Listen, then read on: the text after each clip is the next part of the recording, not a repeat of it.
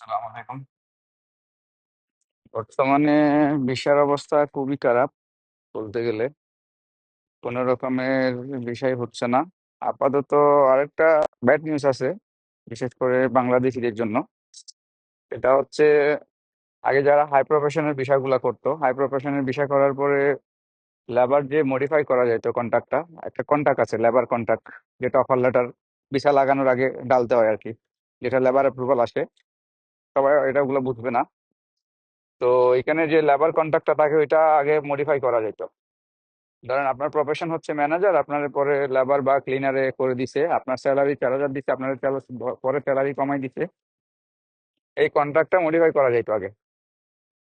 সপ্তাহখানেক ধরে এই বাঙালিদের, আসলে বাংলাদেশ ন্যাশনালিটিদের এই যে কন্ট্রাক্ট যেটা আছে, কন্ট্রাক্টটাও চেঞ্জ হচ্ছে না। আহ, এখন আসলে কি হচ্ছে বা আমাদের কপালে কি আছে বলা যাচ্ছে না আসলে। ভিসা তো বন্ধই করছে। আপনার যে লেবার কন্ট্রাক্ট যেগুলো আছে এগুলা, এটা লম্বা একটা বিস্তারিত আলাপ দরকার। তো আসলে ভিডিওটা লম্বা হয়ে যাবে, আমি এত কিছু বিস্তারিত এখন বলতেছি না, এটা পরে একটা ভিডিও আপনাদের ভিডিওতে বলবো এটা। এই লেবার কন্ট্রাক্টটা কেন মডিফাই করতে হয়, এটার সুবিধা কি অসুবিধা কি, এটা নিয়ে একটা বিস্তারিত ভিডিও বানাবো।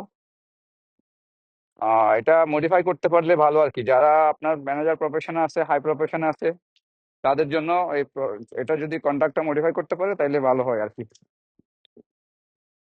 এতটুকু। এখন সেটাও আপাতত হচ্ছে না।